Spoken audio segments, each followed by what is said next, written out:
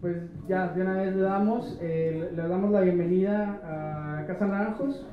Casa Naranjos es un proyecto del TEC de Monterrey, de Distrito TEC en particular, que está enfocado pues, en hacer vínculos con la comunidad que nos rodea, tratar de fortalecer ahí lazos de muchas formas. Una de ellas es generar, digamos, reflexiones críticas sobre diferentes temas que acontecen en nuestra ciudad. Por eso creamos este ciclo de charlas por el derecho a la ciudad, que empezó desde que arrancó Casa Naranjos en enero. De hecho, pueden encontrar todas las charlas completas, ya están en un playlist en YouTube. Hemos trabajado diferentes temas como el río Santa Catarina, el tema de fake news, el tema de la colonia Independencia, en fin, ahí hay bastante material para discutir, pero en esta ocasión pues toca un tema que se llama, le pusimos el arte urbano y la construcción de ciudad, y tenemos para este tema algunas preguntas detonadoras. Antes de eso, obviamente, les voy a presentar a nuestra invitada y nuestros invitados del día de hoy. Alejandra de la Fuente. Alejandra es artista visual de Monterrey. A través de la fotografía análoga digital y el cortometraje documental se ha ido especializando en temas como identidad, género, migración y movimientos sociales. Actualmente trabaja de manera autónoma y con colectivos de fotografía. Uno de ellos es el colectivo Museo Mutante, que nació en el 2009 en Monterrey y que expone una mirada que emerge de conflictos y desigualdades sociales, desarrollándose en ejes artísticos como la fotografía, el corto documental, la poesía y la pintura, instalando galerías que inciden en la generación de encuentros marcados por sucesos e historias de la vida cotidiana. Bienvenida, Alejandra. También nos acompaña Luis Alberto Méndez Garza, al final. Luis Alberto es gestor cultural y licenciado en Sociología por la Universidad Autónoma de Nuevo León. Se desempeñó como promotor social y gestor de actividades para jóvenes en diversos centros comunitarios del entonces Consejo de Desarrollo Social del 2006 al 2009. Fue catedrático a nivel bachillerato en la Universidad del Valle de México y en la licenciatura de Educación en la Universidad Metropolitana de Monterrey. Desde el 2010 colabora con el Consejo para la Cultura y las Artes de Nuevo León, CONARTE, donde se desempeñó como jefe de proyectos de cultura urbana, teniendo a su cargo diversos proyectos, entre los que destaca Callejenera, Festival de Expresiones Urbanas, y actualmente es coordinador de culturas populares de la Dirección de Desarrollo y Patrimonio Cultural de CONARTE. También nos acompaña ahí a un lado de Beto, Tomás Darío Pérez Vega. Tomás es maestro en estudios de paz, seguridad, desarrollo y transformación de conflictos por la Universidad de Innsbruck de Austria, cátedra UNESCO, abogado del Centro de Investigación y Docencia Económica CIDE. Fue consultor para Naciones Unidas en temas de género y justicia como especialista en fortalecimiento institucional. Fue asesor de la Comisión de Justicia en el Senado de la República en el 2012-2014, participando en la creación de la Ley Nacional de Mecanismos Alternos de Solución de Controversias en materia penal y la reforma al Código de Justicia Militar. Se especializó en procesos de audiencias públicas, consenso legislativo y parlamento abierto. Actualmente es director del colectivo Tomate, el movimiento que vincula el diálogo, el arte y la conexión entre las personas, creador del proyecto Ciudad Mural, Mayúscula y Colosal. Bienvenido. Y también nos acompaña Aluche. Aluche es grafitero, colaborador del Otro Festival y el Otro Taller. El Otro Festival es una propuesta independiente y autogestiva mediante de la cual diversas personas decidieron juntarse para ver cómo visibilizar tres temas que consideran importantes para nuestra ciudad y el país: las personas desaparecidas en Nuevo León, los 43 de Ayotzinapa y la propuesta del Congreso Nacional Indígena y el STLN. Entonces pues les damos la bienvenida a las cuatro. Y para arrancar nada más me gustaría que cada quien vamos a darle unos minutos, unos 4 minutos para que puedan presentar un poco de su postura sobre el trabajo que realizan, y también que dentro de esa reflexión nos compartan un poco para ellos y ella qué es el arte urbano y cómo se manifiesta, y luego daríamos paso ya a otras preguntas detonadoras de la discusión. Después de unos 50 minutos, aproximadamente máximo una hora, pasaríamos a las preguntas del público. Entonces, igual y ¿a quién le late empezar? ¿Alejandra? O bueno, de izquierda a derecha, ¿va? Entonces ponemos ahí un video ahí de Luis Alberto que se llama sobre Calle Genera. Ajá.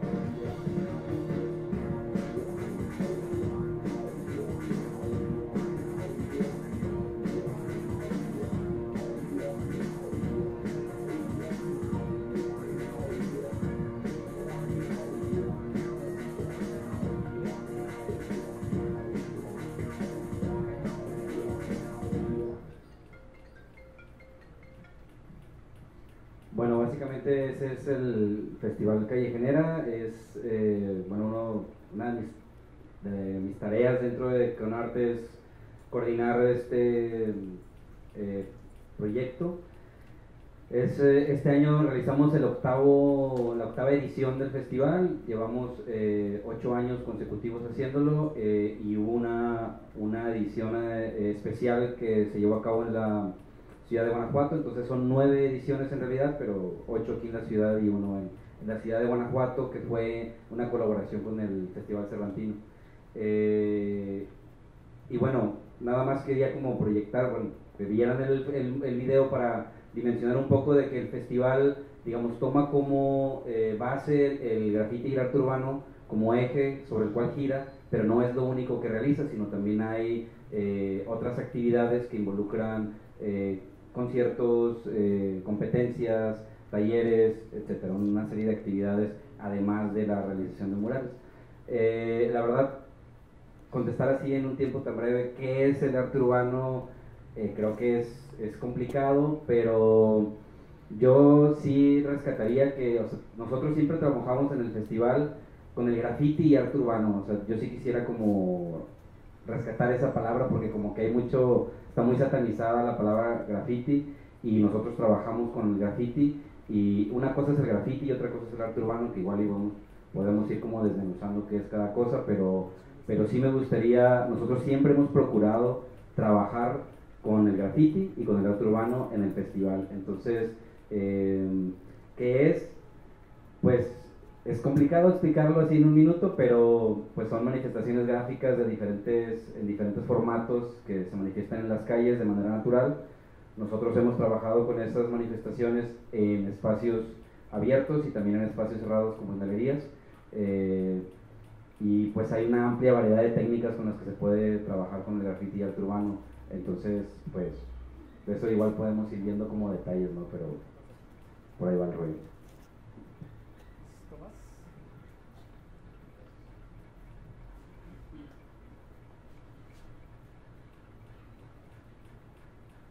La presentación.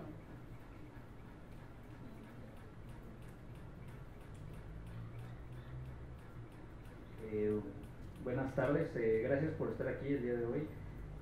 Mi nombre es Tomás Darío, yo soy director del Colectivo Tomate y el Colectivo Tomate es una organización que invita a las personas a tomar acción para la transformación de los espacios. ¿Quieres darle? ¿Dónde? Ajá. Nosotros trabajamos un problema central desde nuestra perspectiva en México, que es la desconexión entre las personas y la comunicación violenta entre las personas. Ahora, dentro de comunicación violenta, ¿qué es violenta y qué no es violenta? Nos basamos en la teoría de Marshall Rosenberg y trabajamos con esta propuesta de, bueno, podemos elegir desde dónde comunicarnos y también podemos elegir tomar responsabilidad en lo que decimos, en lo que sentimos y en lo que pensamos.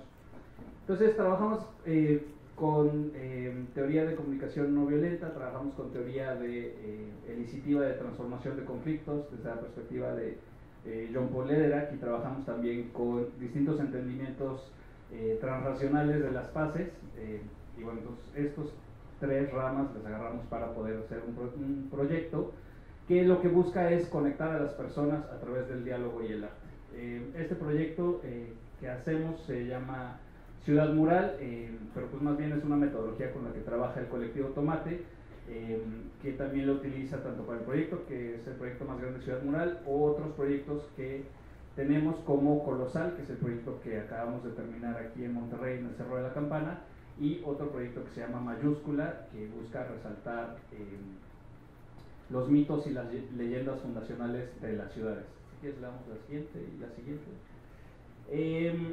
El objetivo principal del proyecto de Ciudad Mural es generar una experiencia de encuentro y conexión entre las personas a través del diálogo y el arte que impacte el espacio de una manera contundente con la finalidad de activar la transformación. Tenemos la idea de que lo que hacemos es movilizar la energía transformadora de los lugares en donde estamos trabajando. Entonces, dentro del ¿qué hacemos? O sea, es una serie de verbos un poco que no necesariamente terminan en una acción, pero van hacia una idea de cómo movilizamos, cómo generamos, cómo inspiramos, cómo generamos que algo pueda suceder, sin que sea con una idea como de imponer un mensaje, ¿no? O sea, por ejemplo, no trabajamos con la idea de generación de mensajes que se ponen en una comunidad. Si quieres, veamos la siguiente. Tenemos este proyecto de Ciudad Mural que lo hemos realizado en 16 lugares distintos en la República Mexicana. Tenemos la idea de generar un movimiento a nivel nacional que involucre a pues distintas personas, artistas de todo México y también quienes no sean de México pero que estén en México, poderlas llevar a un barrio en donde vamos a estar trabajando. Bueno, generamos primero hacemos una selección de cuál es el lugar en donde vamos a estar trabajando, que por lo regular tiene tres ejes. Uno puede ser que sea un barrio que tenga una narrativa de un lugar peligroso, puede ser un barrio que tenga una narrativa de pues ya olvidado dentro de los centros históricos, o puede ser un barrio en donde trabajemos temas de resaltar temas culturales o temas turísticos que sería interesante resaltar en este lugar. si es la siguiente. La otra. Bueno, este trabajo que hacemos en el proyecto de Ciudad Mural lo realizamos en un lapso de 3 meses. Primero hacemos el scouting del lugar donde se realizaría el proyecto. El proyecto plantea hacer un recorrido de murales. Trabajamos con la comunidad. Todos los murales que hacemos los hacemos en las casas de las personas, en las fachadas de las casas de las personas. Entonces este trabajo pues requiere una invitación que nosotros hacemos a las personas, y en esta invitación las personas eligen participar, no participar o proponer algo distinto. Todos los murales que se realizan se hacen con un acuerdo previo, y bueno, entonces esto sucede al principio de esos 3 meses. Tenemos un equipo principalmente de psicólogos y artistas que van participando en estas comunidades, tocando las puertas y conociéndose con las personas, ofreciendo talleres con las personas de comunicación no violenta, de expresión a través del arte, y pues lo que van haciendo es ganándose la confianza y fortaleciendo la relación entre ellos. Hacemos una convocatoria pública y abierta de artistas en México. Cada edición de nuestro proyecto seleccionamos aproximadamente 25 artistas y participan. Acabamos de cerrar la convocatoria de San Cristóbal de las Casas y participaron 234 artistas. Ya que tenemos a todos los artistas seleccionados, los llevamos al lugar en donde vamos a estar trabajando, habitamos todos en una misma casa y se genera una residencia artística. Entonces, bueno, trabajamos desde esta perspectiva, la convivencia entre las personas, qué es lo que pueden aportar al lugar donde vamos a estar trabajando, y una vez que ya están los artistas en el barrio, generamos sesiones en donde los habitantes del barrio y los artistas se conocen, se cuentan las historias que son importantes para las personas que habitan en las casas del barrio, y los artistas traducen estas historias en una gráfica mural que después es presentada a la familia, después es presentada al colectivo Tomate, y finalmente se pinta en el lugar, tanto con la familia como con las personas que están en el barrio, como personas que estamos llamando de la ciudad, a este lugar en específico, y buscamos con esto generar un foco en ese momento, en este lugar que se está generando el proyecto. Y como les digo, el objetivo principal es este momento de conexión entre las personas, y que tiene como consecuencia la creación de los murales. Bueno, se me acabó el tiempo y ya no les dije nada del arte urbano, pero bueno, desde mi perspectiva es la manifestación del arte en el espacio público. Y ya después podemos entrar mucho más para allá. Otra intervención por eso. Gracias.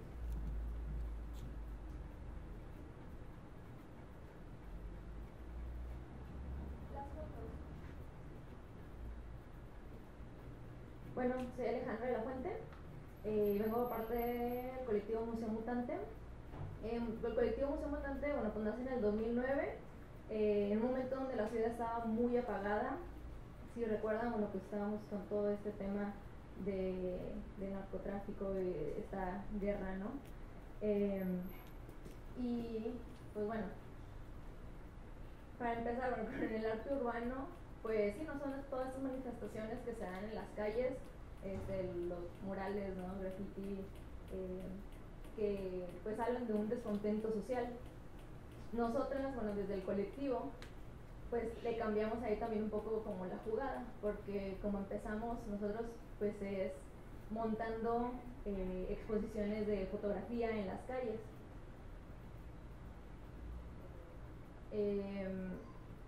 Y bueno, pues hablando de esto, ¿no? de las exposiciones, nosotros decíamos, no, bueno, pues estas exposiciones de foto no van solamente en los museos o en las galerías, sino pues también pueden estar en cualquier otro lugar, hasta en las calles. Entonces sí es como empieza el colectivo, y de ahí pues bueno, ya hemos abarcado como ya en diversos ámbitos.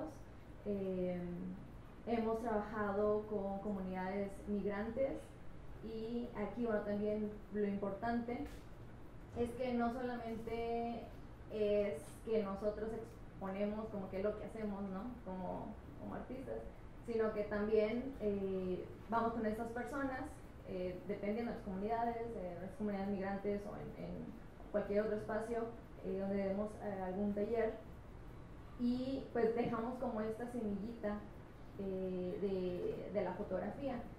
Pues compartimos como un poco de lo que sabemos nosotros de fotografía o de cine documental, y estas personas también exponen sus fotografías.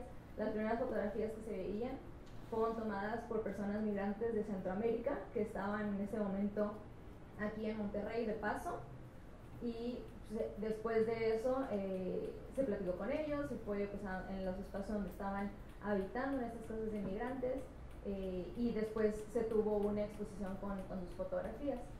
Y pues bueno, más o menos así es como hemos ido pues como desarrollándonos, y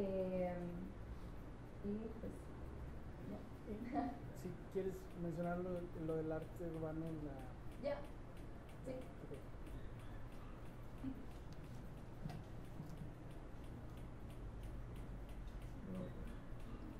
Buenas tardes, soy Aluche. Nosotros no trajimos presentación, que no estén preocupados. El otro festival es un festival autogestivo, colaborativo, colectivo, que surgió de la idea de una persona, pero en el momento en el que decidieron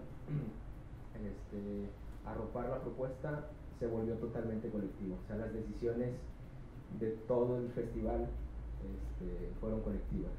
Alrededor de 10, 12 personas estuvimos trabajando en el festival. En el transcurso de eso hubo 2 personas que se cambiaron de ciudad a vivir a otra ciudad, y al momento en el que se estuvo pintando se integraron otras 2 o 3 personas que después formaban parte como más concreta del colectivo. La propuesta del otro festival estar pintando murales. La primera propuesta del otro festival fue tomar tres temáticas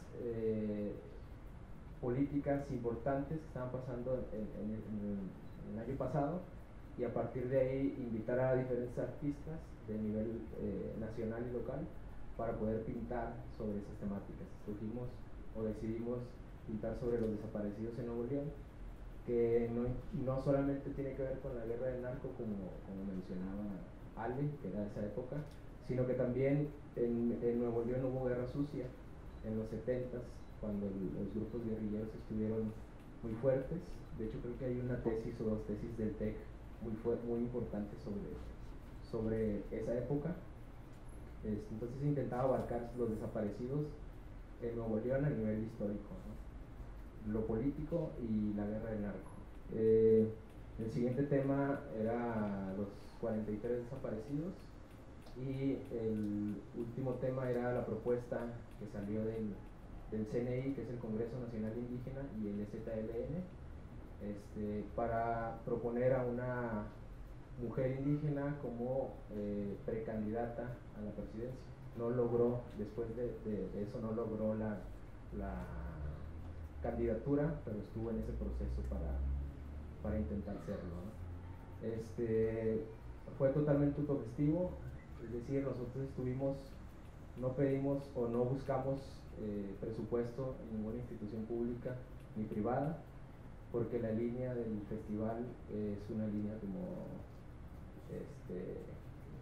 que va o tiene una línea de izquierda muy clara, que es anticapitalista. Entonces por esa línea decidimos no buscar recursos ni del Estado ni de instituciones privadas, y esto nos llevó a que el colectivo que conformamos estuvimos buscando recursos. ¿De qué manera? Hicimos una fiesta junto con una rifa de obras, con donativos de artistas locales. Se hicieron ventas, nos donaron un montón de libros y estuvimos haciendo venta de libros, rifa de tatuajes, venta de tatuajes, también de tatuadores que se solidarizaron, y estuvimos imprimiendo camisetas con la imagen del otro festival y estuvimos vendiendo, entonces estuvimos haciendo diferentes actividades. Bueno, también hubo donativos de compas, como le podríamos decir. Se abrió como una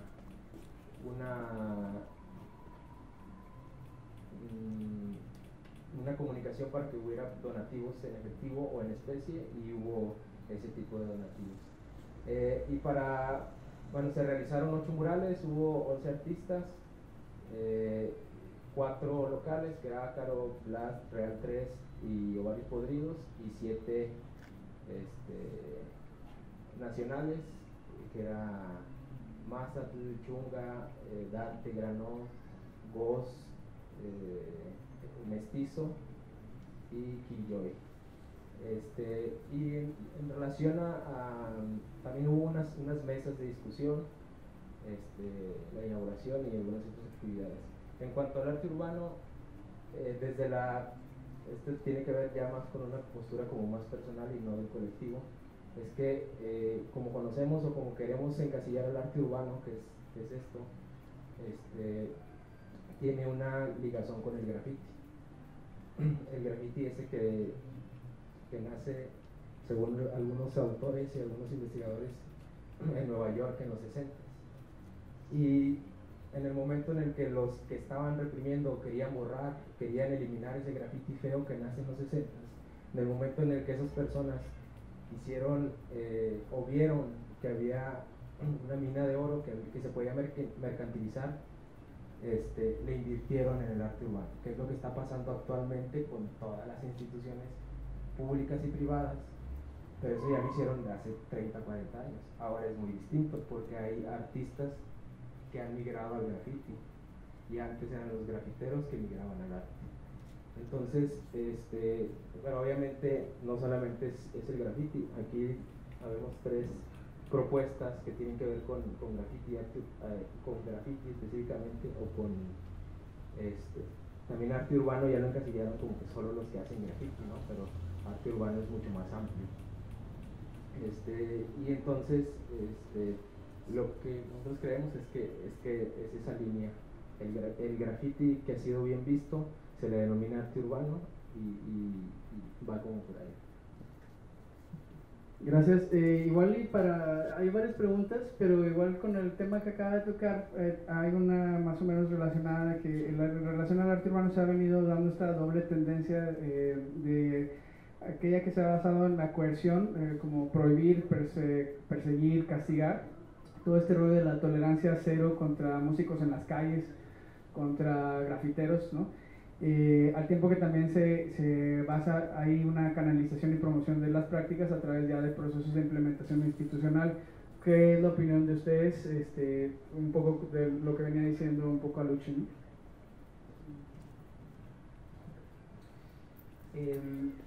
Bueno, nosotros somos una asociación civil, y lo que trabajamos, para mí es importante señalar que los murales que se realizan en las casas de las personas se realizan con el consentimiento de las personas. Entonces, y también es importante justo resaltar la primera parte, que es en las casas de las personas. O sea, lo que nosotros trabajamos, o desde nuestra propuesta como asociación civil, es trabajar procesos.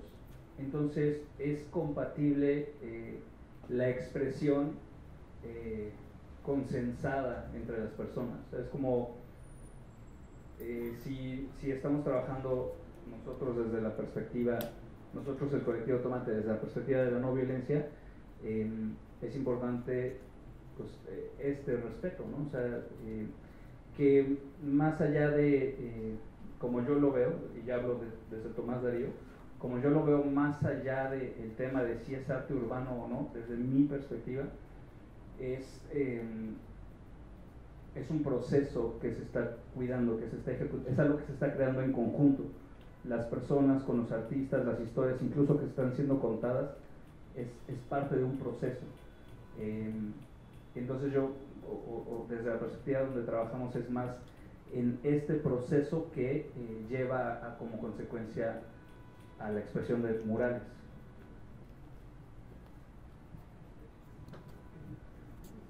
Bueno, Yo creo que hay de manera general hay una tendencia por parte, por ejemplo, de algunas instituciones, sobre todo institutos de la juventud, que tienden o que buscan como encauzar ciertas dinámicas o ciertos impulsos de jóvenes de hacer cosas en los muros. Aquí sobre esta cuestión de qué onda con las instituciones y este tipo de cosas. Por ejemplo, en el caso de este tipo de instituciones, desde mi perspectiva, tiende a haber como como encaminar, digamos, entre muchas comillas, estos impulsos de que si están haciendo algunos trazos en los muros, en las calles, etcétera, tratar de encarrilarlos a cosas estéticamente más amables o más aceptables o más digeribles, etcétera. Creo que bueno, el festival, o bueno, los que estamos aquí al frente trabajamos con manifestaciones que ya existen y ya suceden, están en las calles independientemente de los que estamos aquí presentes, aquí de estos cuatro. Si el colectivo Tomate o si el otro festival o si Museo Mutante o si Callejera dejan de existir, estas expresiones continúan, siguen su propio cauce, tienen sus propias dinámicas, y entonces yo creo que hay que partir de ahí entender como sus propias dinámicas y dimensiones, y en ese sentido tratar como de respetar estas tendencias que suceden de manera natural, y por otro lado ha habido como una popularización, yo creo, de trabajar con los jóvenes, en particular con ese sector, desde una perspectiva en la que se comercializa, entre comillas, con las creaciones un poco más amables que generan, y entonces eso se vuelve una mercancía de cambio para los políticos, para la gente que trabaja, los titulares de las dependencias, de las instituciones, que pues es muy fácil vender, no sé, un muro pintado con monitos, con caras, con rostros, etcétera, a vender, bueno, sí, mira, van a crear aquí un tag enorme, ¿no? Que es una firma de una persona que ya, digamos, tiene una cierta estilización de su firma, de su apodo, etcétera. Es mucho más fácil vender este tipo de cosas, ¿no? Entonces, bueno, a partir de ahí, de ciertas tendencias que ha habido a nivel internacional, han creado o se han generado muchos programas que de alguna manera, desde mi perspectiva, se aprovechan de este tipo de manifestaciones y las encauzan hacia ciertas cosas que de alguna forma son pues manipuladas, o que están llevándolas, digamos, por ejemplo, en el caso de los institutos de la juventud, tratar de llevar el graffiti en lo personal, yo hago la diferencia entre graffiti y arte urbano en que el graffiti tiene que ver con una apropiación del espacio público como persona o como colectivo, inscribiendo letras con firmas, ya sea de diferentes tipos, que pueden ser firmas sencillas o complejas o lo que sea, y el arte urbano deja un poco esas inscripciones de letras a un lado y trabaja con otro tipo de técnicas y contenidos.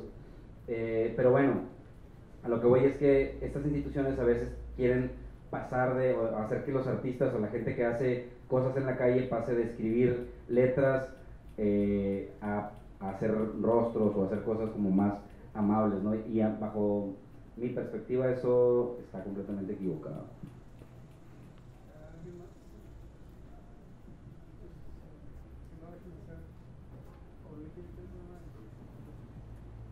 Bueno, más o menos para seguir con lo que concluyó Beto, como históricamente ha habido intentos de control hacia el graffiti, sobre todo por el gobierno, ¿no? Entonces, desde los 60, 70 que inicia a proliferar el graffiti, ha habido dos intentos de control muy claros, y han pasado en todo el mundo. Que es el estar pintando otra vez las paredes de blanco, se gastan mucho dinero haciendo eso, y la otra es endurecer las leyes. En Nuevo León creo que la ley no dice graffiti como tal, pero dice pintar, o una pintada, y puede decir de 6 meses a 5 años de cárcel. Es equiparable a robo con violencia o algo así, y se persigue de oficio. Afortunadamente no se aplica, los policías y las instituciones no lo aplican, o hay pocos casos donde han pasado. Y la última tendencia, que de los últimos 6-7 años sí ha habido como mucha investigación a nivel internacional, es este último intento de control. Es decir, ya no hagas el tag, ya no hagas bombas, veías un realismo, veías algo figurativo, porque eso es más amable. Pero también ha habido una conexión de estas instituciones públicas, como de grandes festivales, que han servido para hacer lo que también está muy de moda y que ya se habló sobre la independencia, que es se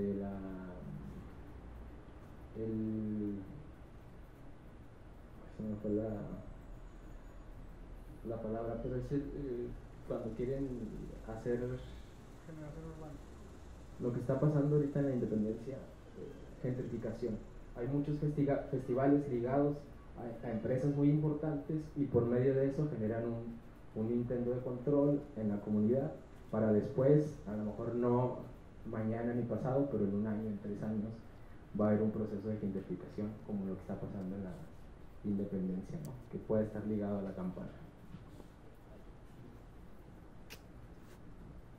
Pues sí, bueno, yo creo que como pensamos en el colectivo Museo Mutante, el tener las casas pintadas, o sea, ya se ha pintado, ¿no? Como lo que hace el gobierno, de pintar las casas de colores brillantes, o de tener estos murales afuera de sus casas, pues sí les va a dar tal vez una felicidad, pero esta felicidad, o sea, va a ser como tal vez de un tiempo de vida muy corto.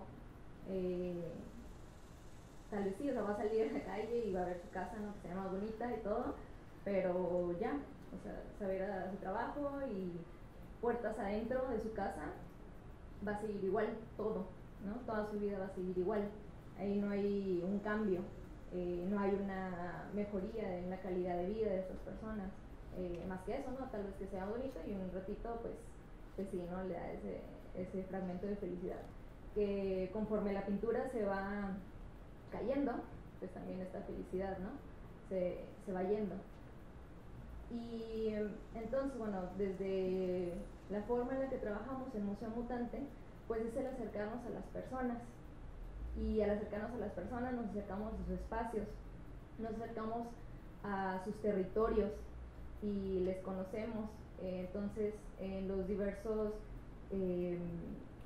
pues en los cortos documentales, proyectos de fotografía que hemos realizado, vamos y nos como volcamos, ¿no? Hacia sus vidas, hablando de, por ejemplo, de lo que hemos hecho con migrantes, pues nos hemos ido a sus casas, a los lugares a donde habitan, a sus trabajos, para conocerles. También ahorita últimamente pues hemos estado trabajando con adolescentes que están en procesos penales, y pues son talleres de fotografía que duran aproximadamente 3 meses. Y aquí, bueno, para los hombres se trabaja lo que es las nuevas masculinidades, y bueno, pues se trabaja desde la fotobiografía, se trabaja desde los espacios en su casa, en su barrio, en donde habitan, para poder configurar pues como todo este espacio en donde estas personas habitan. Y como les decía, ¿no? Como dejar esta semillita, o sea, la verdad hay personas, no sé, 14, 15, o sea, de 9 años, o sea, hay niñas, que tienen el manejo de la cámara, bueno, tal vez no saben como lo técnico, y por eso en el taller pues se les enseña como eso técnico, pero la verdad tienen un muy buen manejo de la cámara y muy buen encuadre, y la verdad han salido fotos así impresionantes, y a través de estas fotografías, bueno, pues se van conociendo a sí mismos, se van conociendo en su familia en el espacio, en la comunidad en la que habitan, y se van sensibilizando también pues con las otras personas que habitan en esos mismos lugares. Y yo creo que ahí es donde pues incide más, ¿no? Porque se está trabajando desde las personas que habitan el espacio, no solamente el artista ir a un espacio y cambiarlo. Ok, un poco para seguir con el último comentario que hacía Alejandra, una de las preguntas que traíamos allí es de si el arte callejero o el arte urbano puede ayudar a revivir un barrio, a revivir una ciudad. Si es así, ¿cómo se logra? ¿De qué formas? O sea, realmente el arte urbano es una posibilidad de mejorar la calidad de vida de un territorio, de una comunidad. ¿Cómo se puede medir esto? Sus experiencias. Me gustaría, digo, para que participen. Coincido con lo que señala Alejandra. O sea, yo no creo que sea o sea, un mural en sí lo que va a cambiar la vida de las personas. Lo que yo veo es un proceso con las personas, y justo lo que nosotros trabajamos, o lo que buscamos, o en donde buscamos incidir, es en que las personas se conozcan y que se genere esta confianza entre las personas. O sea, trabajar en la generación de confianza es algo mucho más intangible, pero que al final, ¿cómo se puede medir? Pues qué sucede después, qué otros proyectos suceden dentro de una comunidad. O sea, eso es como a lo que yo puedo ver. Y también en los lugares en donde hemos estado, como la diferencia de un año a otro año y otro año, ver qué ha sucedido. O sea, creo que es algo que puede generar una referencia. Y cómo, pues lo que nosotros hacemos es pues estar en sus casas, conocer a las personas, saber qué es importante para ellas y para ellos.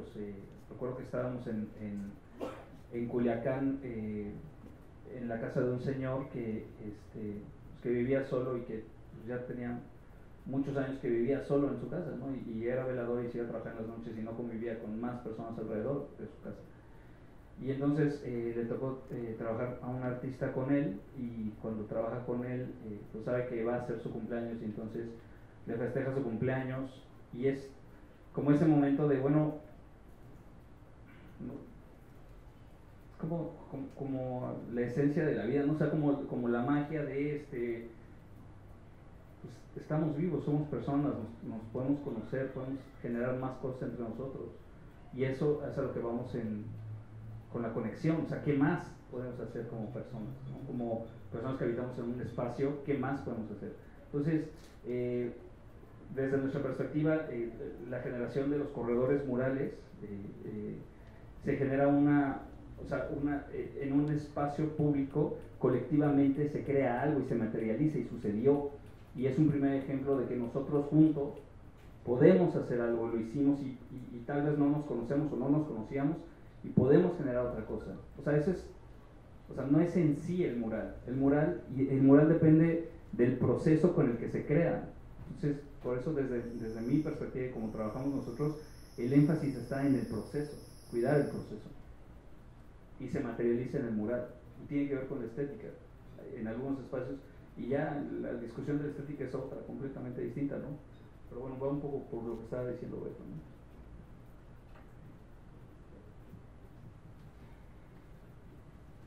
Bueno, es que son un montón de aristas que hay que considerar para este tipo de discusión, porque por un lado está la cuestión de la llamada gentrificación a la que hacía referencia Laluche, que por ejemplo sucede en espacios que se busca incrementar la plusvalía de los espacios, de las zonas de vivienda, etcétera. Entonces se empiezan a generar como regeneración a través de actividades comunitarias y creación de murales monumentales o con cierto impacto mediático, que es algo muy similar a lo que está sucediendo, por ejemplo, en Distrito Tech, en donde hay como la creación de una serie de murales con artistas de renombre internacional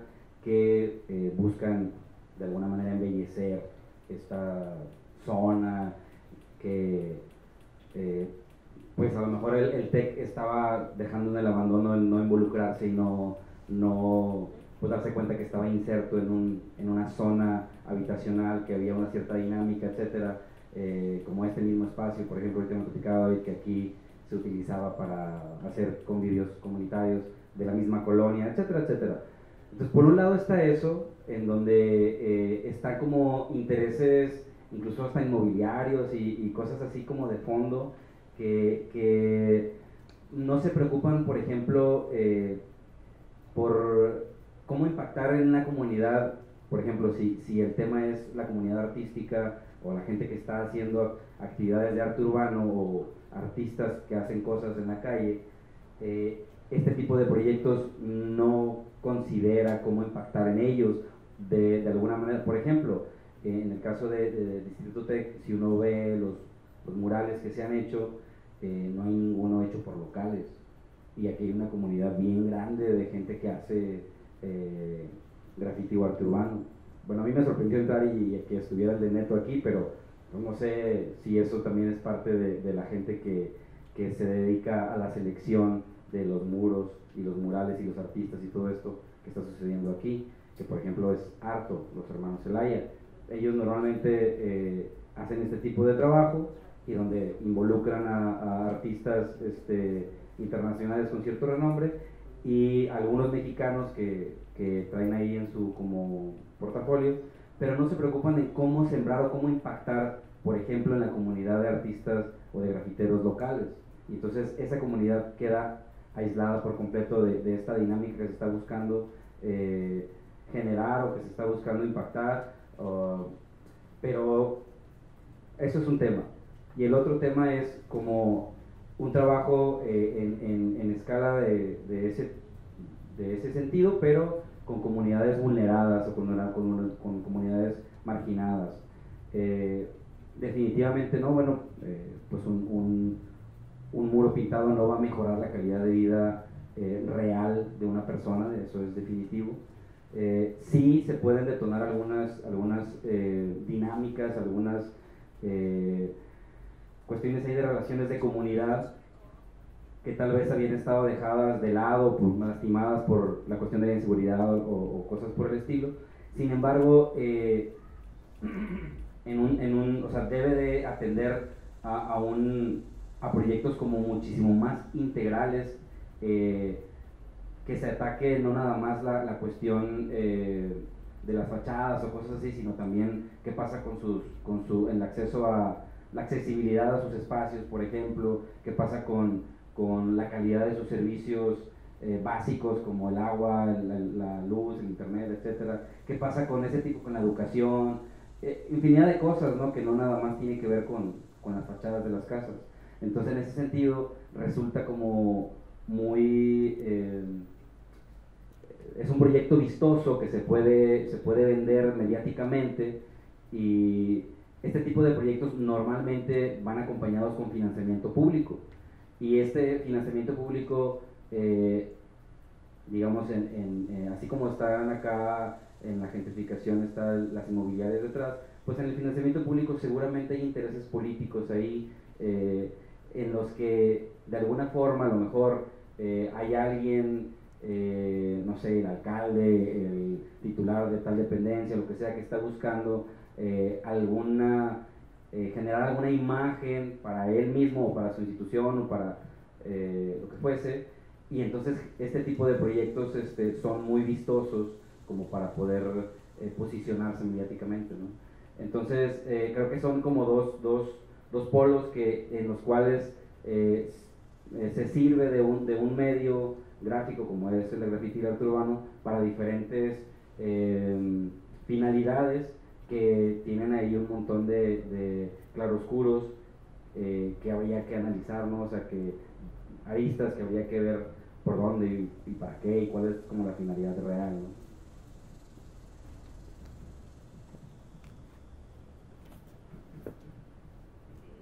Sí, yo voy a empezar más o menos igual como acabó Beto. Todo depende de la finalidad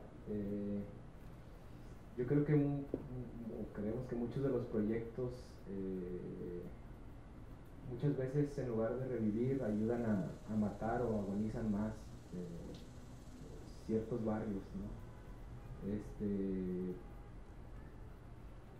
No sé, o sea, no es que vaya a ser de manera inmediata, sino en algún tiempo, o sea, el hecho de que quieran hacer la interconexión en la independencia, en algún momento les va a tocar a los de la campana por atrás. Y todo está ligado hacia esta zona, ¿no? Y en esta zona ya Distrito Tech con los hermanos Zelaya, que a mí me tocó ser ayudante de algunos artistas internacionales, y ubico también cómo está todo el proceso de ellos, ¿no? Yo ayudé a pintar a Steny Lex, a Katie Mertz, a Nuria Mora, que pintó dentro del TEC. Y la finalidad, para mí la finalidad del TEC es su propia comunidad, los estudiantes, y se supone que son como 20 y tantas colonias alrededor que son lo que conforman el Distrito TEC, y más o menos por ahí es como lo que están intentando generar esta comunidad, ¿no? Pero yo creo que es como ellos. Y en ese sentido también creo que nada más hay una persona local que pintó, pero no se le dio como el peso. De hecho, creo que no es como de la onda grafitera, sino más una persona ligada a quienes organizan este tipo de actividades. Y regresando a eso, yo creo que sí tiene que ver más con ir acorralando este tipo de comunidades. Por ejemplo, muchos de el presupuesto de Germen, que después no acabó el proyecto en la campana, viene de Pronapred, que es prevención del delito, y es un presupuesto muy alto. Y prevención del delito creo que se suma a este intento de control del graffiti, que es el blanqueamiento, el endurecimiento de las leyes, y ellos dicen que por medio de ciertas actividades como agradables van a intentar controlar o prevenir lo que después van a hacer estos jóvenes.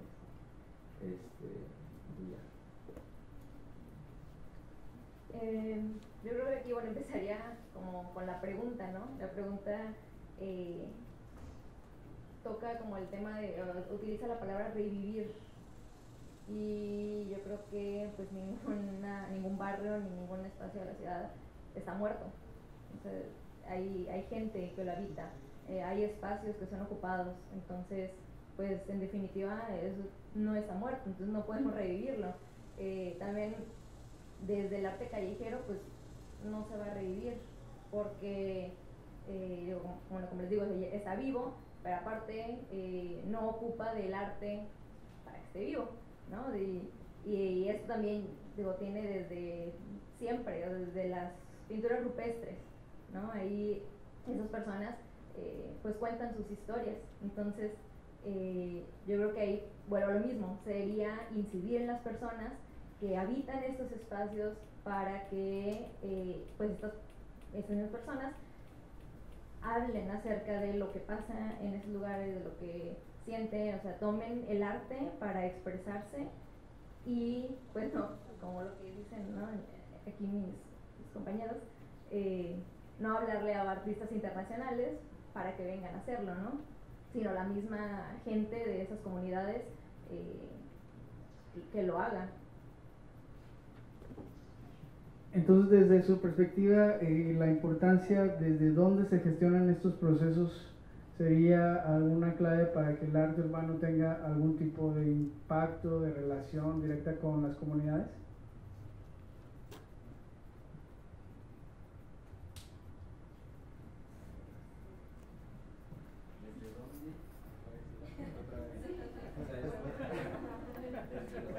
El punto es, sí, el factor clave es desde dónde se genera este tipo de intervenciones. ¿Desde dónde se genera y cómo se gestiona? O sea, ¿desde dónde surge la gestión inicial de los proyectos?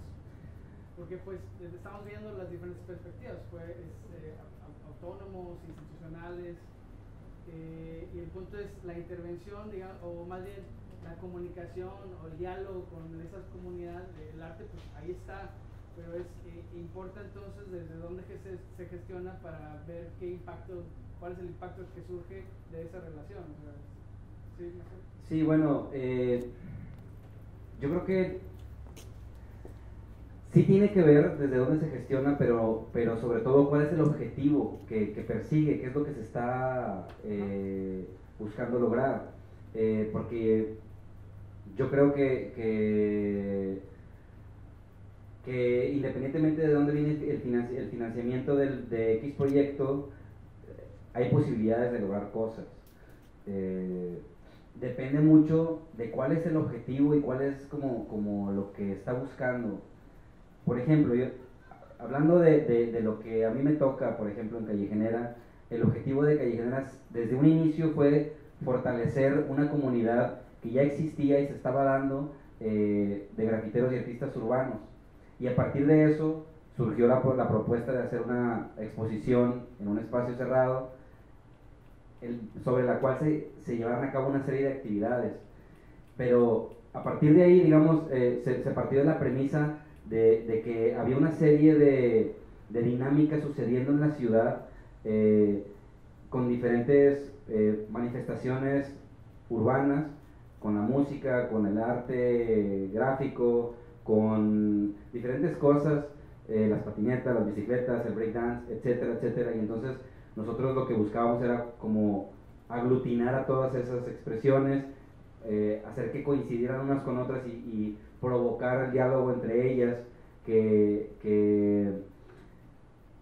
de alguna manera eso fue como que el objetivo del festival, y año con año se ha estado como que buscando fortalecer esas comunidades que no dependen del festival para existir. En ese sentido, por ejemplo, nosotros hemos utilizado los recursos institucionales para ese fin, ¿no? Pero, en el camino... Por ejemplo, en el caso de los proyectos que tiene CONARTE y que llevan a otras comunidades, ¿cómo verías esa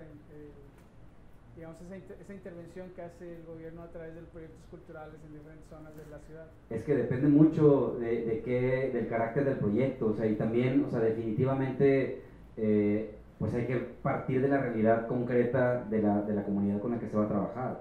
Entonces no es como que se tenga como una receta y esa receta estarla como suministrando a todas las comunidades de manera igual, ¿no? O sea, obviamente hay que considerar ciertas características de cada espacio, de cada zona, dificultades, etcétera, etcétera, y trabajar con ellas, adaptar los proyectos a ellos y no al revés, que esos proyectos respondan a ciertas necesidades que tienen las comunidades y no buscar resolver necesidades que tienen los proyectos, ¿no?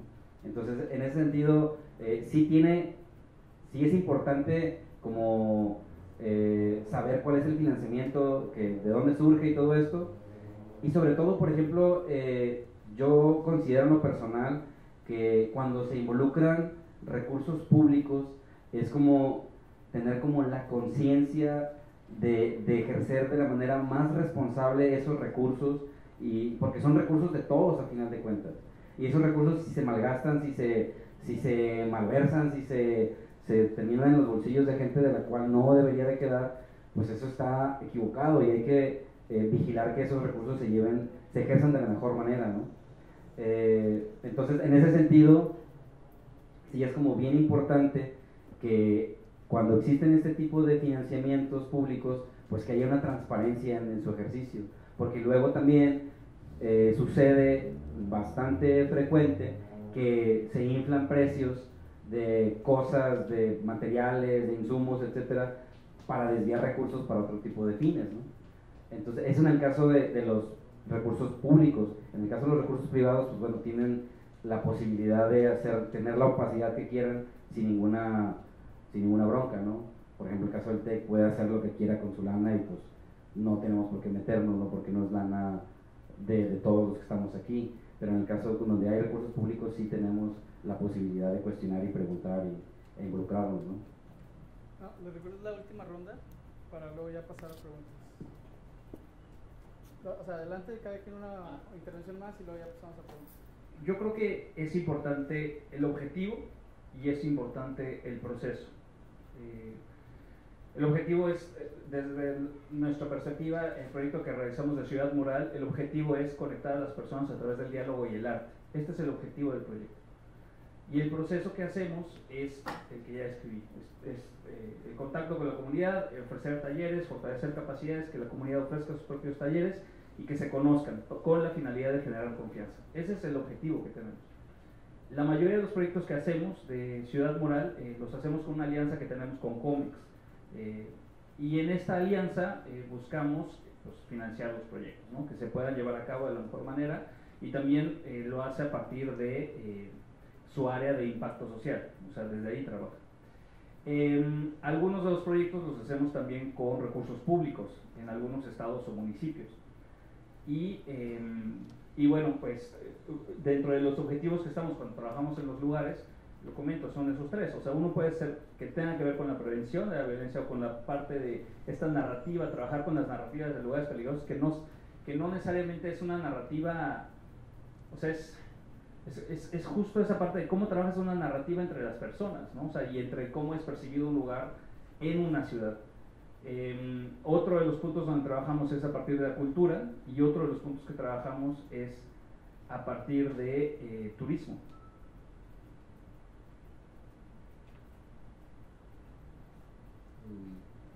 Creo que también tendría que ver con los fines que busque cada proyecto. Por ejemplo, en ciertos proyectos creo que en las esferas, que es de lo que hablaba David, y en Colectivo Tomate o en Germen, hacen diagnósticos previos, eso que comentabas, como de ir a checar el espacio, todas estas cosas. Pues el diagnóstico te va a indicar qué vas a hacer, qué puedes hacer, o la misma comunidad te dice qué busca, qué quiere, ¿no? Hay una pregunta que creo que no está en la página, pero no llegamos a ella por el tiempo, que a mí se me hace como muy importante tocar, que es a qué sectores da voz el arte urbano. Ahí como platicando con alguien del colectivo, creemos que sí le da, depende del proyecto, le da voz a cada persona, pero hay proyectos que creemos nosotros que hay como un aprovechamiento, hay como una utilización de estas instituciones hacia los grafiteros o a los artistas. Es decir, hay un recurso muy elevado y hay una paga muy baja. Hay una diferencia enorme entre ser ayudante aquí en el TEC a ser muralista en Colectivo Tomate, por ejemplo. Yo creo que a mí como ayudante o a mi compañero como ayudante le pagaron más en 10 días que en un mes. Obviamente los recursos son muy distintos, ¿no? Pero y hay otros eventos donde también hay recursos y se utiliza, nosotros creemos de una manera como muy desleal, no sé cómo decirlo, a ciertos artistas como para poder embellecer ciertas zonas de la ciudad. La verdad, pues sí creo que es muy importante el saber de dónde viene el dinero, ¿no? Saber quién está financiando el proyecto, porque como decía Julia hace un momento, pues puede ser, no sé, por parte de prevención del delito, ¿no? Entonces de ahí sabes como de qué va la jugada. Nosotros Museo Mutante pues no tenemos como patrocinio, o no utilizamos como recursos que vengan por parte del gobierno.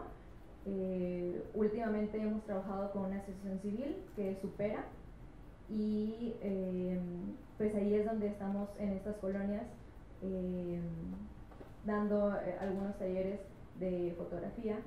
Y bueno, Supera también trabaja en estas mismas colonias el tema de la prevención del embarazo en la adolescencia. Entonces yo creo que así es más o menos como nosotros trabajamos. Bueno, pues gracias. La verdad sí había un poco más de tiempo para preguntas para discusión, pero se las dejamos, le pasamos la voz al público. Entonces, ¿quién tiene preguntas? Aquí primero y luego acá.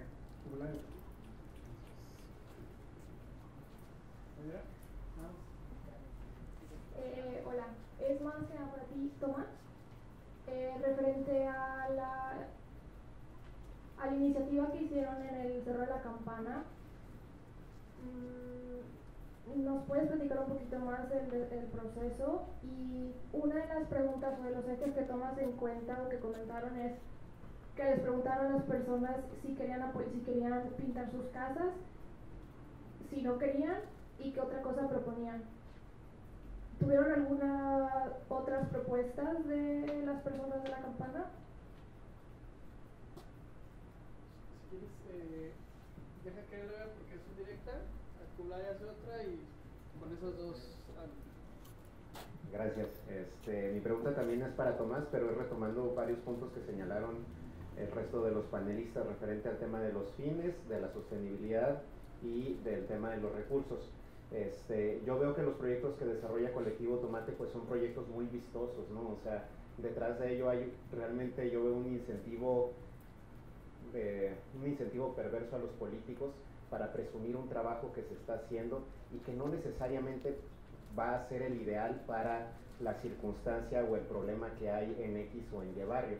Te lo digo porque yo llegué a trabajar en algún momento con el tema del Cerro de la Campana y creo que hay dos problemas. El problema de exclusión interna, derivado del proceso tan duro que hubo cuando fue el periodo de la guerra contra el narcotráfico, por ponerle el nombre que todos conocemos, y otro es el tema de la exclusión hacia el resto de la comunidad o hacia el resto de la ciudad, ¿no?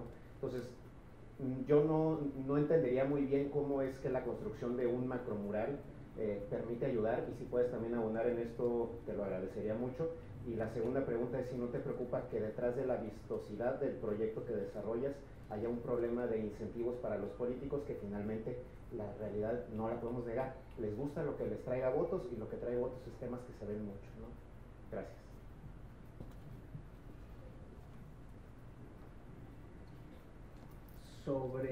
Gracias por las preguntas. Sobre el proceso, este proyecto, como comentó mi compañero, pues inició una primera etapa con Germen, que fue cuando se pintó todo de blanco el cerro y duró aproximadamente como 11 meses, más o menos, o un año más o menos. Terminaron, se salió Germen, no sé muy bien cómo estuvo ahí la salida. Nos llaman a nosotros para poder concluir el proyecto, que sería la generación de pues un mural o algo, ¿no?, que podía concluir el proyecto. Cuando nos invitan a nosotros, pues la primera acción que hago yo es pues contactar a los vecinos que ya había conocido hace un año atrás, que ya había estado ahí. Teníamos relación con algunas personas de ahí, les preguntamos, oye, ya, o sea, cuando nosotros hicimos un proyecto en simultáneo, cuando estaban haciendo Germen su proyecto, que se llamó Ciudad Mural Monterrey, que fue en el 2016, pues justo entramos en contacto con personas tanto del Cerro de la Altamira como del Cerro de la Campana. Y les preguntamos, oye, ya sabemos que ya no están, ¿les interesaría, les gustaría, cómo ven, no? O sea, ¿ustedes cómo verían que nosotros concluyéramos este proyecto? ¿Es algo que les gustaría, no? O sea, ahora aquí tampoco hice una muestra representativa de todas las personas de la campana, solo fueron con personas que yo había conocido un año atrás y me interesaba conocer su percepción. Diseñamos un proyecto que buscara contestar 3 preguntas. ¿Quiénes fuimos, quiénes somos y para dónde vamos? Entonces, a esto me refiero de la importancia en el proceso y por qué es un proceso con métodos elicitivos, que el método elicitivo lo que busca es resaltar el conocimiento ya existente, las respuestas que existen en las personas. De la manera en la que hicimos este proceso, o para contestar estas 3 preguntas, fue a través de distintas sesiones. Se llevaron a cabo en total 50 sesiones con la comunidad, y sí está presente esto que tú mencionas. Los de este lado no solo es que no se lleven, sino no hay manera de conectarlos con los del otro lado. Entonces, ¿cómo diseñas algo que pueda de alguna manera conectar a las personas sin que sea, hey, ven para acá y tú ven para acá? Entonces, uno de los temas que exploramos ahí fue, por ejemplo, con algunas señoras que cuando estuvimos conociendo, tocando las puertas, en ese momento estaban bordando. ¿Le gusta bordar? Sí, ok. ¿Le gustaría dar un taller para bordar para otras señoras de la comunidad? Sí, sí me gustaría. Ok, bueno. Entonces ya tenemos un interés, tenemos un espacio que puede ser el patio de tu casa. ¿Podrían venir otras personas aquí? Sí, sí podrían. ¿Las conocías antes? No, no las conocía. Ok, entonces bueno, empezamos. ¿Qué pasa ahí? Bueno, pues es una acción. Estamos bordando, literalmente estamos bordando, pero mientras estamos bordando nos estamos conociendo también. Entonces ese momento de, pues tal vez antes no platicaba contigo, no sabía quién eres, empiezo a conocer. Ahora no solo fue en el tema de los talleres, sino también cuando estuvimos trabajando y estábamos platicando, bueno, qué tipo de talleres podemos ofrecer. Estamos trabajando con temas de comunicación no violenta y otra persona nos dijo, oye, ¿no conocen a una persona que haga tanatología? Y dije, sí conozco a alguien que hace tanatología. Entonces, ¿les interesa? Sí, ok, bueno, pues hacemos un grupo. Y me pareció como particularmente interesante que hubiera pues el interés de la tanatología. ¿Y qué había detrás del interés de la tanatología? Pues justo sanar duelos, sanar pérdidas, ¿no? Entonces, uno de los temas más importantes que estaba presente ahí, que sigue estando presente porque no se ha solucionado, pues es el duelo y es la pérdida. Entonces, desde esta perspectiva es cómo trabajas en la sanación del espacio. Ahora aquí ya me estoy yendo como temas que no tienen nada que ver con el arte. Bueno, tal vez sí, no.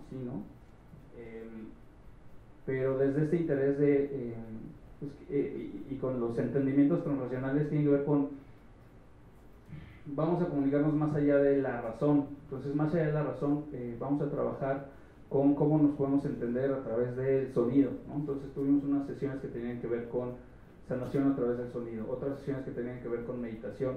Entonces fue trabajar a partir de perspectivas de entendimientos transracionales, que esto viene de una línea de la escuela que estudié en la maestría de estudios de paz, que es, bueno, pues vamos a conectarnos más allá de la razón. Entonces por eso no solo, o sea, los talleres no solo van a un tema de la razón, sino más bien cómo vamos a entendernos. Entonces bueno, eso es parte del proceso. Lo que quiero decir es, en estas 50 sesiones buscamos que hubiera este tipo de conexión entre las personas, buscamos mover unas personas de un lado a otro, explorar cuáles eran los sitios para dar los talleres. Por ejemplo, hay un auditorio al aire libre que está muy cerca de la escuela primaria, entre el Cebetis y la cancha de los Pinos, y resultó ser que en ese espacio no va nadie. O sea, como entonces necesitamos encontrar cuáles son los espacios que convocan a las personas y a quienes convocan. También donde estuvimos trabajando en la Galería del Arroyo Seco con adolescentes y niños que están ahí, pues cómo generamos estos talleres o estos espacios con los niños. Y no solo es un tema de entretener a los niños para que estén haciendo algo en ese momento que estamos pintando, sino pues qué más, ¿no? Se creó un proyecto de mentoreo en donde participó la Universidad Autónoma de Nuevo León, el Cebetis, artistas que vinieron con nosotros y chicos adolescentes del Cerro de la Campana, para pues que pudieran crear ellos su propio colectivo, ¿no? Entonces, no con la finalidad de que hagan su colectivo, sino que creen un proyecto propio. Entonces, 4 meses de proceso. Se buscó contestar estas 3 preguntas, que eran igual preguntas detonantes que hablaban de la identidad, o de una manera de hablar de la identidad, quiénes fuimos, quiénes somos y hacia dónde vamos. Y con base en estas preguntas también se hicieron sesiones de teatro participativo, en donde, bueno, el teatro participativo lo que implica es que no vienen con una función ya creada, sino están músicos y actores, y entonces se detona la pregunta, y para contestarla las personas generan una respuesta y se monta en escena. Bueno, todo esto se utilizó para que los artistas que estaban ahí, quienes conceptualizaron pues la imagen, fue Gonzalo Areus e Itzel Casio, y pues la respuesta ante toda esta información que tuvieron fue la propuesta del AVE. Y la propuesta del AVE, que también viene acompañada de un poema, dice, los voy a leer: fuimos las aves que surcan los cielos buscando oportunidades, buscando el sustento. Volamos en ocasiones contra el viento. para lograr nuestros sueños y emprendemos vuelo pese a toda adversidad, cual ave peregrina en busca de identidad. Nuestra voluntad labró la piedra y nuestros pies subieron el cerro en busca de un hogar.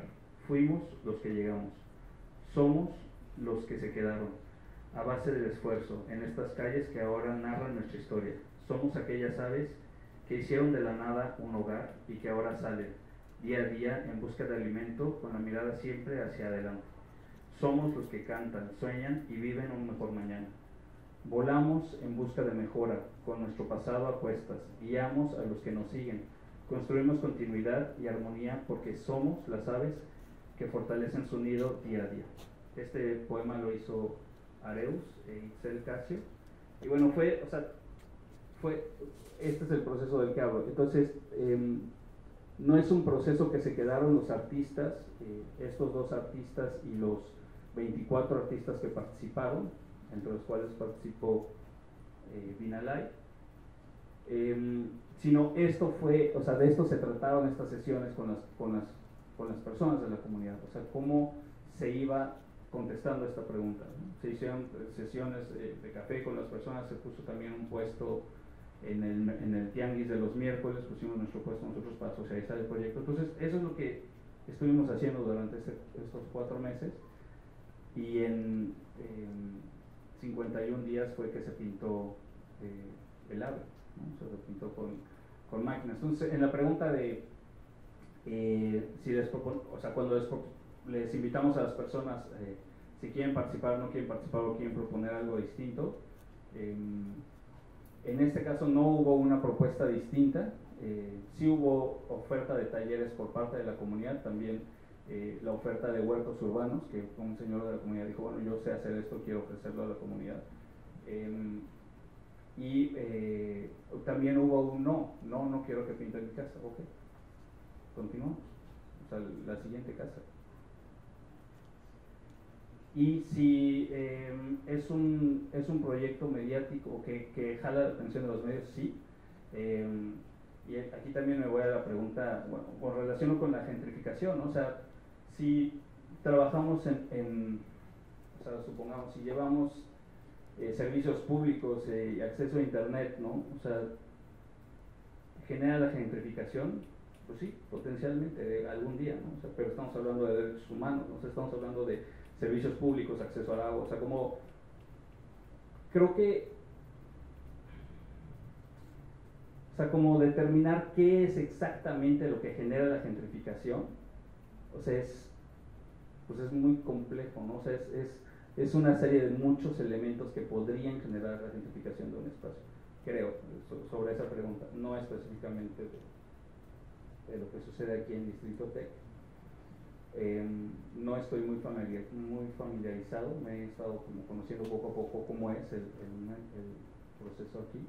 Te puedo hablar como de proyectos que realizamos en otras ciudades, y si esto puede ser un botín político para las personas, claro que puede ser un botín político para las personas, o sea, pero creo que el punto de partida es muy importante, ¿no? O sea, ¿qué es lo que estás haciendo y para quién lo estás haciendo, ¿no? O sea, y creo que estas preguntas, que también tienen que ver con lo que dice Beto sobre el recurso público, pues te lleva a justo pues ser muy autocrítico de tu trabajo, ¿no? O sea, que sí y que no. Eso es nuestra respuesta. ¿Alguien más preguntas?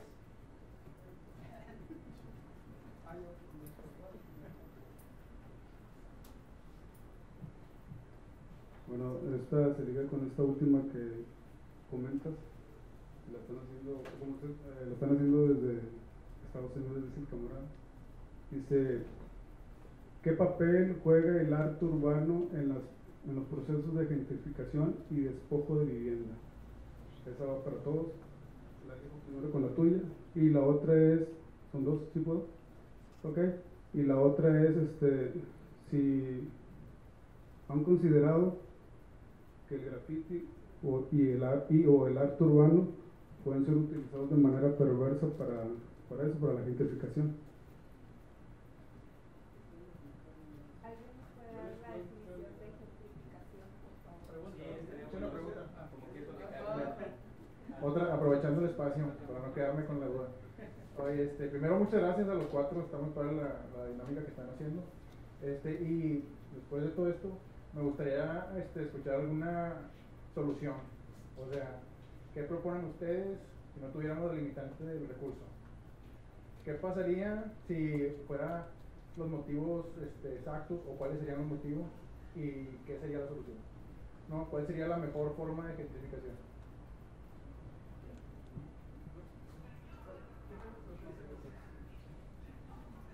Bueno, creo que es general las preguntas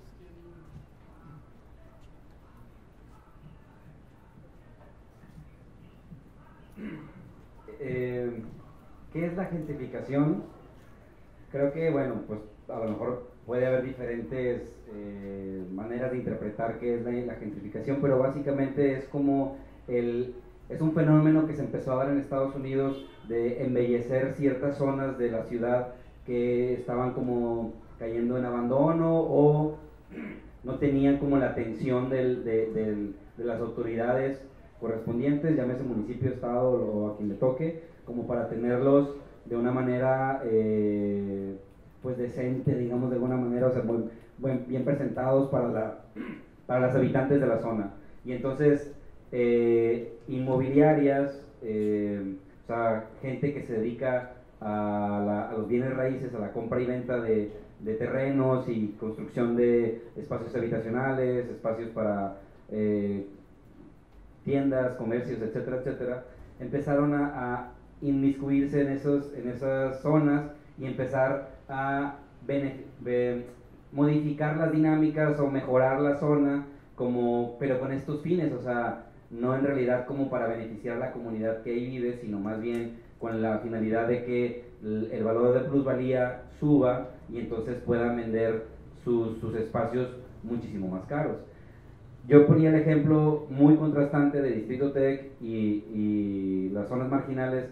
Yo creo que en las zonas marginales no se puede hablar de gentrificación, sino más bien de cómo dignificar la vida diaria de las personas de esas zonas, que no tiene nada que ver con la gentrificación. La gentrificación es más bien espacios que tienen ciertas necesidades satisfechas y cómo modificar o embellecer las zonas para poder encarecer los precios de esos espacios. Y es básicamente lo que está buscando también esta interconexión de la macroplaza con el municipio de San Pedro a través de la Independencia. O sea, esa zona se busca, que bueno, es como muy conocida por zona conflictiva, y entonces esa parte de la zona conflictiva pues baja los precios de las viviendas de esa zona o de los terrenos en general, y entonces el intervenir con cuestiones inmobiliarias, esa zona eleva los precios. ¿Sí me explico? Entonces va por ahí esa onda. ¿Cuál es la respuesta? Yo creo que es complicado, o sea, no es como tan sencillo resolverlo como para ahorita decir, ¿sabes qué? Mira, aquí la tengo, esta es la solución. Pues la verdad es que no. En el caso, por ejemplo, en particular del tema de cómo evitar que el arte urbano o el graffiti sea utilizado para fines perversos, como preguntaban acá, yo creo que se deberían de buscar mecanismos que blinden de alguna forma este tipo de proyectos y que no, de manera que no saquen provecho político la gente que digamos toma, a final de cuentas, cuando hay financiamiento público o cualquier tipo de financiamiento, hay directivos, hay titulares, etcétera, que toman decisiones y son los que firman, pero en realidad no es dinero de ellos, en el caso de las instituciones y el recurso público, ¿no? Sin embargo, son los que se quieren poner la aureola de que ellos fueron los salvadores, etcétera, etcétera, ¿no? De alguna manera creo que tendría que hacerse un diseño que tiene que ver con la cuestión de las políticas públicas de cultura, en particular, y en general de las políticas públicas, de cómo es que ese tipo de recursos impacta o beneficia a X zona de la ciudad sin que eso implique un beneficio personal para un político.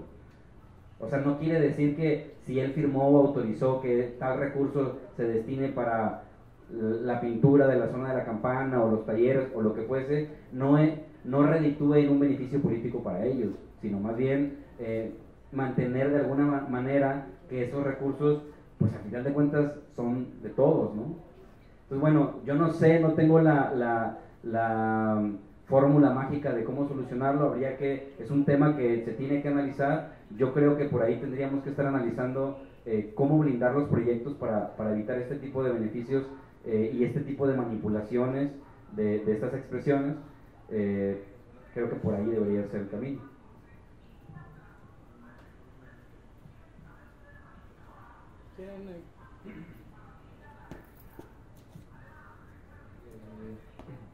Bueno, nada más para redondear lo que decía Beto de la gentrificación, o sea, todo eso que menciona implica que los habitantes de esa zona sean despojados, sean desplazados. Por diferentes modos y formas les compran las viviendas, por presiones, por un montón de cosas, les compran las viviendas a un bajo costo, y cuando empiezan a embellecer, pues la plusvalía o el valor que mencionan aumenta en esa zona. Y es lo que está pasando en la Independencia, que hay un grupo de vecinos organizados que está intentando que no pase eso, que no quiten, pues son 3 colonias, que es Tanques de América, Independencia y no me acuerdo cuál es la otra colonia. Y también creo que no hay una receta como para poder hacerlo.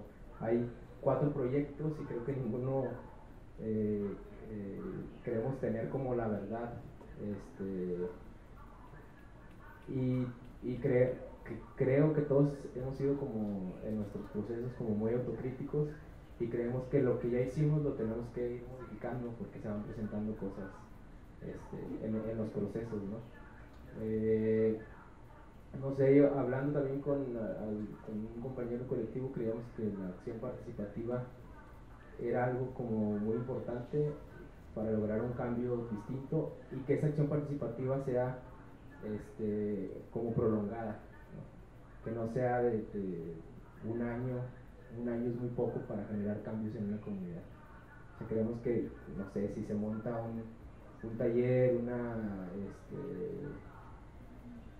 algo que esté a cargo de la comunidad y no de una institución pública como tal, porque luego hay una institución pública que la dirige alguien 6 meses o 2 años o 3 años, y luego llega otro y lo cambia, que es como cualquier administración, ¿no? O sea, llegó Adrián de la Garza, y si checan todos los murales que estuvieron con la administración del PAN en Monterrey fueron borrados, y la administración priista con Adrián de la Garza no ha apoyado como esa parte del mural o del arte urbano.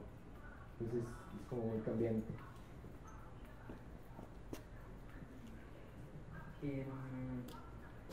Creo que para mí es importante resaltar también que cuando hacemos el proyecto de Ciudad Mural, lo que se pinta son las historias de las personas que habitan en esa casa.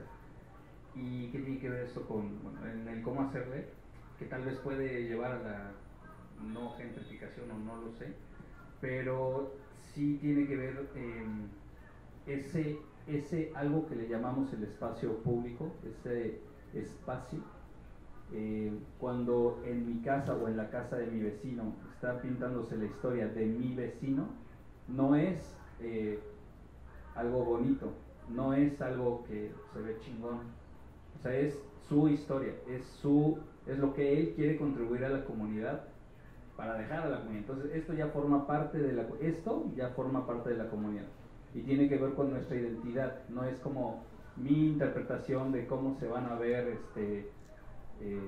la cultura zoque, ¿no? O sea, no, a ver, esta es la cultura zoque, así se ve, estos son los detalles que me importan a mí, y me gustaría que este detalle se viera en el mural. Ok. Entonces, tiene que ver, desde mi perspectiva, con la identidad, con mostrar la identidad. La identidad, ahora, ¿cuál es la identidad? La identidad preferida de la persona. Lo que esa persona diga, esto es mi identidad, y no lo que alguien diga, esta es la identidad de ese lugar. Entonces, por eso es importante el proceso. Por eso. Y creo que tiene que haber alguna respuesta ahí en relación con la gente. Tal vez mi aproximación es que tal vez por ahí puede tener algo que ver, que tiene que ver con la identidad, las identidades.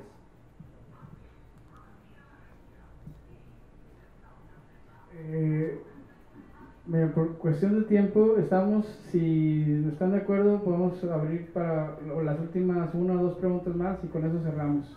¿Les parece? Bueno, aquí hay una pregunta y tú tienes una pregunta. Y vamos, bueno, de una vez hagamos las 3, pues ya, ahí hay otra. Ok. ¿Qué tal? Buenas noches. Se le han pasado hablando de procesos. Mi pregunta es, ¿en qué momento termina su proceso? ¿En qué momento este proceso de intervención que ustedes hacen termina? ¿Y cómo miden el impacto de este proceso a nivel real y no mediático? Sobre todo, bueno, yo sigo caminando por la Campana, pero las problemáticas las sigo viendo igual hace un año, ¿no? Entonces, ¿cómo medir ese impacto real y no el impacto mediático del proceso?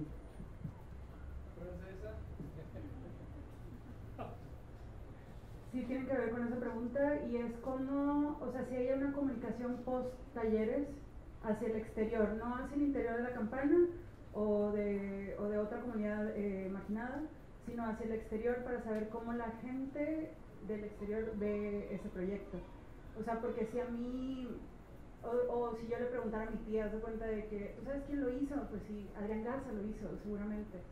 Pero si ustedes hacen un esfuerzo de comunicación posterior, o sea, cualquiera de sus proyectos, y sí, exactamente, saber si tienen un impacto y que regrese esa información, ¿no?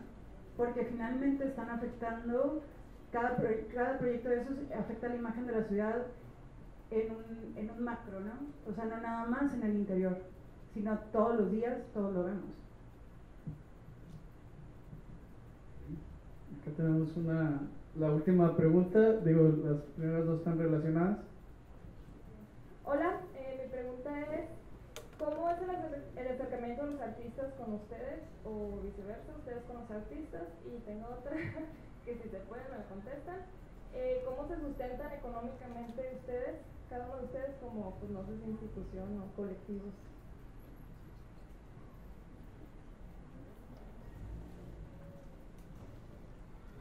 ¿Quién le entra también? Sobre la evaluación de los proyectos de Ciudad Mural, estamos ahora justo trabajando en eso, o sea, en regresar a los lugares y medir qué pasó, ¿no?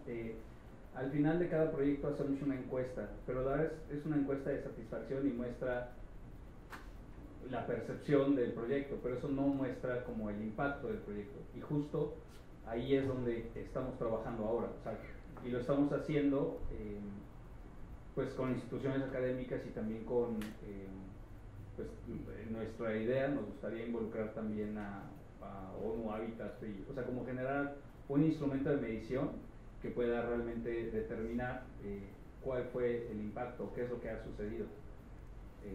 Eso sobre la evaluación y no es para nosotros no es una pregunta resuelta, ¿no? Es algo que estamos trabajando en proceso y también que pues, estamos muy conscientes que hay que medir, y también estoy yo particularmente muy consciente que los proyectos que nosotros proponemos son multidimensionales. Entonces, pues, si yo estoy hablando de la confianza, seguramente aquí habrá académicos que me pueden decir cómo sí se puede medir la confianza, ¿no? Yo ahorita no tengo una manera, pero estamos trabajando en herramientas de evaluación para eso. La segunda pregunta ya se me olvidó. Y la tercera, ¿cómo llegan los artistas con nosotros? Es a través de convocatorias públicas y abiertas, y cuando ya han participado con nosotros hacemos una base de datos de artistas, y cuando son proyectos como puntuales o específicos los llamamos dentro de esta base para que puedan volver a participar con nosotros. Nosotros nos sustentamos con base en esta alianza que tenemos con COMEX, con el programa México Bien Hecho, a través de su programa de impacto social, y bueno, pues así es como principalmente nos sustentamos. Algunos proyectos, como comenté, los hacemos con municipios o con recursos públicos del Estado, depende de qué proyecto y en qué lugar, pero la mayoría de nuestros proyectos los hacemos con recursos privados que vienen del programa México Bien Hecho. Y mencionaste otra cosa, que además de los recursos, algo dijiste. Que la comunidad externa, ¿cómo Que si hacemos algo para comunicar. Sí, de hecho uno de los temas que nosotros trabajamos es específicamente en la documentación, cómo se documentan los proyectos. De hecho, tal vez cuando ya termine la plática puedo poner dos videos que hicimos, uno de la campana y otro de Copolla, de Tuxtla Gutiérrez. Pero también es muy fácil que en el proceso llegue alguien y diga, ah, yo lo estoy haciendo. Es como, y un medio a quien le pagan, saquen una nota y después sea como, pues no, o sea, no lo estás haciendo tú. O sea, y ahí es cuando quien sea puede agarrar y decir, esto lo estoy haciendo yo. Y es como, pues la verdad sí da mucho coraje. Pero tampoco hay un esfuerzo de obligarlo. O sea, Sí. si alguien saca una nota, pues saca otra nota. No, no como una reacción, depende, o sea, ya nos estamos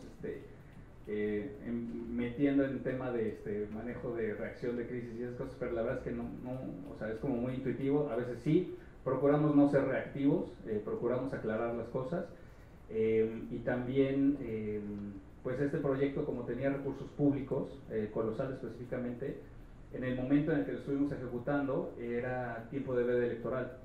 Entonces no, o sea, si yo comunicaba algo contrario en ese momento, a pesar de que la otra persona está violando la ley, pues yo la violaría y no va por ahí.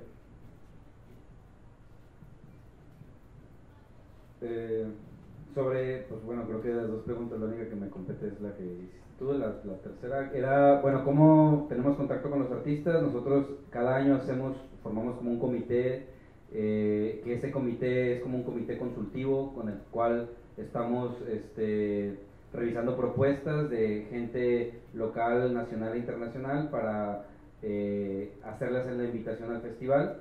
Y no hay una convocatoria abierta, el festival pertenece a la institución de CONARTE, que es el Consejo para la Cultura y las Artes de Nuevo León. En ese sentido, pues así es como se financia. Por ahí de vez en cuando hay como algunos patrocinios de privados, de empresas, etcétera, pero el proyecto se sustenta principalmente con recursos públicos del Estado y de la Federación. Y como dentro de CONARTE hay, no sé, a lo largo del año como 50 o 60 convocatorias, realmente la dinámica del festival decidimos no orientarla hacia ese lado, más bien porque esta dinámica de las convocatorias de CONARTE, digamos que atienden o se especifican o buscan atender un medio de arte formal, un medio de artistas que están involucrados en círculos formales de arte, y nosotros estamos enfocados hacia otros creadores diferentes. Y bueno, se hace ese comité, y ese comité es quien hace la selección de artistas para formar parte cada año del festival. Bueno, en Museo Mutante pues nos movemos con nuestros propios recursos, como ya les había comentado. En caso de los talleres que se dan de fotografía en distintas colonias, Supera, la asociación que les comentaba, es quien pone el equipo fotográfico. Y también respondiendo a las preguntas, por ejemplo, varios de estas personas que han tomado esos talleres, pues después pasan a colaborar y ya son parte como del colectivo. Del otro festival, la conexión con los artistas fue porque de los que estamos en el colectivo, conocemos a la mayoría de los artistas que vinieron. Entonces fue una invitación directa y pues era como, es muy difícil encontrar artistas que pinten con temática social crítica. Entonces es como, son como tratados con pincitas, ¿no? Que los tienes como muy bien ubicados, y por ese medio fue como los contactamos. La mayoría son conocidos y amigos de los que estamos en el colectivo. El financiamiento igual fue de manera autogestiva. Ya hace rato también comenté un poco cómo operaba, y pues hicimos un montón de actividades para sacar recursos. En este caso, por ejemplo, por lo mismo de ser un proyecto autogestivo, no hubo un pago a los artistas. Fue como una cuestión de camaradería, pero sí se les pagó el transporte, porque era gente que venía del DF, de Culiacán, de Aguascalientes. Entonces sí hubo transporte, se le cubrió como las comidas, la estancia, y ya fue como ese trato en el festival. Y a mí no tenemos recursos otra vez, estamos pensando, una de las críticas que estamos haciendo hacia el interior es que creemos que caímos en la dinámica que hacen casi todos los festivales a nivel internacional, que es en una semana, en 15 días, traer a un grupo de artistas, pintar toda esa semana, y entonces para un grupo tan pequeño y con muy pocos recursos fue muy desgastante. Entonces estamos viendo la forma de hacerlo de otra manera, ¿no? Y a mí se me hizo muy interesante como la pregunta ahí atrás, o una parte de la pregunta que es si nos hemos preguntado o cómo vemos lo que afectamos a la ciudad con lo que estamos haciendo. Nosotros no buscamos una medición de cómo impacta, o no lo hemos hecho, no nos lo planteamos, y en ese sentido, por ejemplo, el nacimiento del graffiti, uno de los argumentos principales y uno de los primeros grafiteros entrevistados en Nueva York decía que él pintaba porque porque a él le decían algo si toda la publicidad está afectando a la ciudad y no le dice nada, ¿no? ¿Por qué? Porque hay un recurso de la iniciativa privada. En este caso estaban haciéndolo ilegal en el metro, en las calles, donde sea. En el caso nuestro, todas las barras fueron pedidas o hay un consentimiento. Entonces, en ese sentido, creemos que podemos afectar igual que cualquier publicidad que hay en la ciudad. Bueno, pues no queda más que agradecerles mucho que nos hayan acompañado. Creo que esta charla en realidad da para más, hay muchas cosas que se quedan pendientes, muchas aristas, como decían por ahí. La charla, por si la quieren compartir, va a estar disponible a través de la página de Facebook de Casa Naranjos y también en el canal de YouTube de Distrito Tech. Les agradecemos mucho su asistencia. Les recordamos que este ciclo de charlas por el derecho a la ciudad pues busca justo tratar temas de ciudad, de cómo la estamos construyendo, qué cosas están afectando, qué cosas están beneficiando, y hacerlo siempre desde una perspectiva crítica, porque al final si no tiene sentido, ¿verdad? Discutir las cosas si no lo hacemos de manera crítica.